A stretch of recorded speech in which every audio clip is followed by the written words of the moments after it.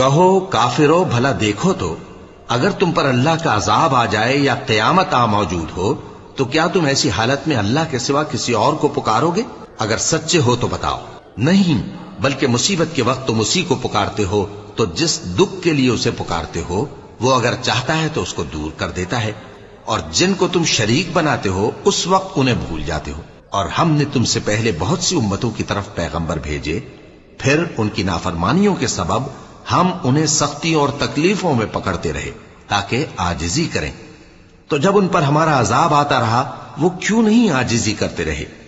مگر ان کے تو دل ہی سخت ہو گئے تھے، اور جو کام وہ کرتے تھے شیطان ان کو ان کی نظروں میں آراستہ کر دکھاتا تھا۔ پھر جب انہوں نے اس نصیحت کو جو ان کو کی گئی تھی فراموش کر دیا تو ہم نے ان پر ہر چیز کے دروازے کھول دیے، یہاں تک کہ جب ان چیزوں سے جو ان کو دی گئی تھی خوب خوش ہو گئے تو ہم نے ان کو